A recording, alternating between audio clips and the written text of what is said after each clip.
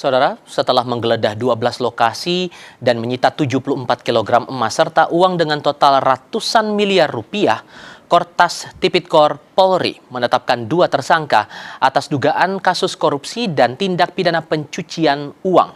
Kedua tersangka yakni seorang pihak swasta berinisial D dan seorang pejabat pemerintah berinisial FA. Diduga FA sebagai penyelenggara negara melakukan tindak pidana korupsi dan pencucian uang dalam penanganan perkara PT Asabri dan kasus korupsi lainnya.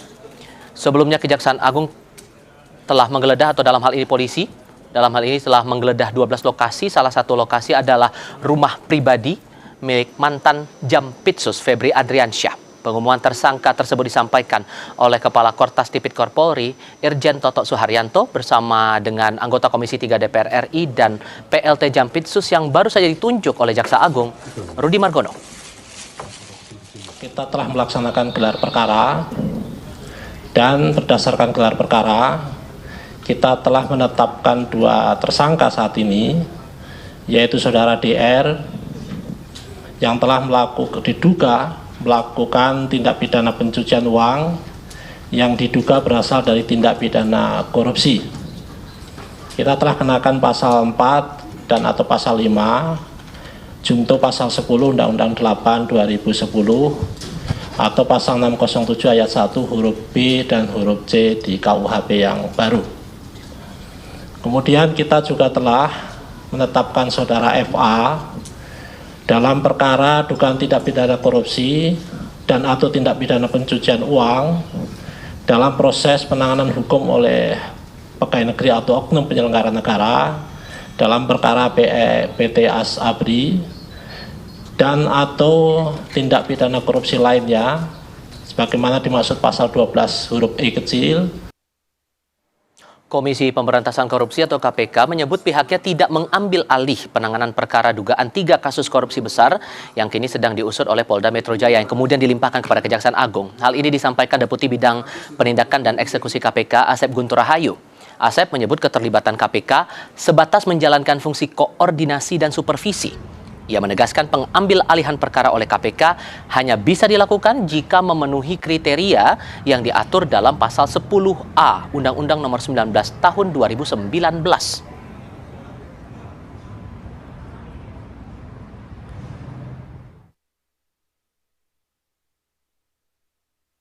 Ada kriteria di mana pengambil alihan perkara itu dilakukan. Jadi tidak bisa misalkan kita dengan asumsi sendiri, misalnya tadi ya kita berasumsi bahwa wah ini gak mungkin lah, pasti perkaranya macet gitu kan dan lain-lain pasti susah, itu kan asumsi. Nah kita harus menghargai seluruh upaya yang dilakukan oleh aparat penegak hukum dalam melaksanakan penegakan hukum tindak pidana korupsi, baik dalam hal ini oleh kepolisian, Kortas Tipikor dengan Direktorat Krimsus Polda Metro Jaya maupun oleh Kejaksaan Agung nantinya. Di sisi lain, Saudara, Jaksa Agung ST Burhanuddin menunjuk Jaksa Agung Muda Bidang Pengawasan atau Jamwas Rudi Margono sebagai pelaksana tugas Jaksa Agung Muda Tindak Pidana Khusus menyusul pengunduran diri Febri Adriansyah dari jabatan itu. Pengunduran diri Febri hanya 1 hari setelah ia menggelar konferensi pers pada Jumat siang soal namanya yang disebut-sebut dalam kasus korupsi besar yang ditangani polisi. Kapus Penkum Kejaksaan Agung Anang Supriyatna mengatakan penunjukan Rudi dilakukan untuk memastikan roda organisasi dan penanganan perkara di lingkungan Jampitsus tetap berjalan hingga ditetapkannya pejabat definitif. Ia juga menegaskan pergantian kepemimpinan di Jampitsus tidak akan memengaruhi proses penegakan hukum yang sedang berjalan. Kami tegaskan bahwa pergantian kepemimpinan ini tidak akan mempengaruhi proses penegakan hukum. Seluruh penanganan perkara tindak pidana khusus tetap berjalan secara profesional, independen, dan sesuai dengan ketentuan peraturan perundang-undangan. Sementara di Parlemen, Komisi 3 DPR RI resmi membentuk Panitia Kerja atau Panja untuk mengawal pengusutan kasus dugaan korupsi yang menyeret nama mantan Jaksa Agung Muda Tindak Pidana Khusus. Ketua Komisi 3 DPR Habibur Rahman bilang Panja Komisi 3 DPR juga akan mengikuti langsung penanganan 3 kasus korupsi besar yang ditangani polisi, bahkan bisa hadir saat pemeriksaan hingga penggeledahan. Ya, Panja ini dibentuk khusus untuk ini ya Pak? 3 kasus itu ya Pak? Bukan dilibatkan, kami ini pengawas mereka Pak, kami jasa level, kami di atasnya mereka, tapi kita akan mengawasi langsung ya. Iya. Pak, tadi dikatakan akan mengawasi pada saat penggeledahan dan juga pemeriksaan, berarti nanti dari pihak Komisi 3 bakal hadir langsung ya Pak? Betul, ya. Oke. Biar nggak ada fitnah, jangan sampai ada uang yang ditukar lah, ya kan? Iya. Kita tinjau perkembangan terbaru dari penanganan kasus korupsi dan pencucian uang yang melibatkan pejabat negara berinisial FA lewat laporan langsung 2 tim kami di 2 lokasi berbeda. Ada Benediktus Aditya bersama Ganiar Febrian dari Kantor Kejaksaan Agung Jakarta Selatan dan Eril Wiranata dan Arif Rahman di Mapolda Metro Jaya Jakarta Selatan. Saya memulai dari Eril terlebih dahulu. Eril, di Mapolda proses hukumnya sudah dilimpahkan, tapi yang masih jadi tanda tanya adalah soal temuan emas dan uang itu. Asalnya dari mana? Sudahkah ada penjelasan itu?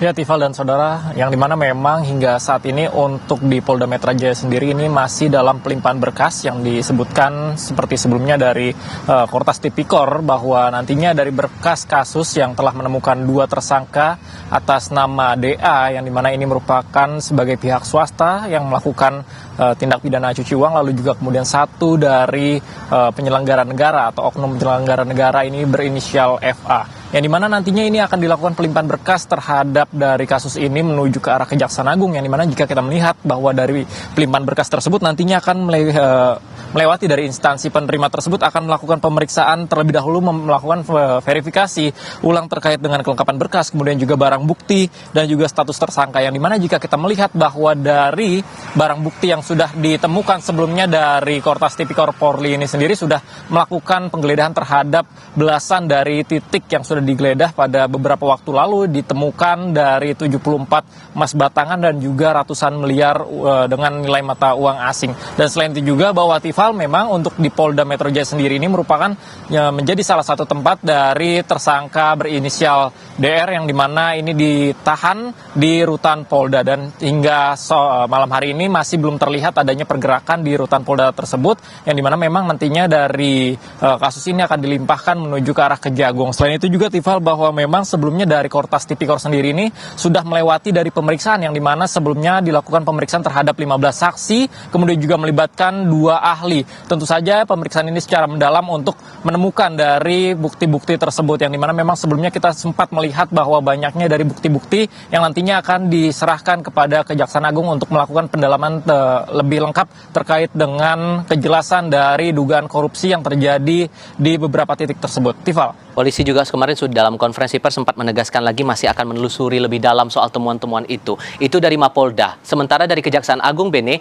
tadi siang sudah sempat digelar konferensi pers bersama antara pihak polisi, Kejaksaan Agung, bahkan dari Komisi 3 DPR. Status hukum terhadap 2 pihak sudah berstatus sebagai tersangka. FA, pejabat negara, sudah punya status sebagai tersangka. Tapi adakah rencana dari Kejaksaan Agung untuk memanggil FA untuk memeriksa lebih dalam keterangannya? Ya, Tifal, hal ini juga yang masih kami nantikan dari Kejaksaan Agung, karena memang kalau dari konferensi pers yang dilakukan tadi pada pukul 15.00 waktu Indonesia Barat, di mana sudah ditetapkan 2 orang tersangka dari 15 saksi tersebut.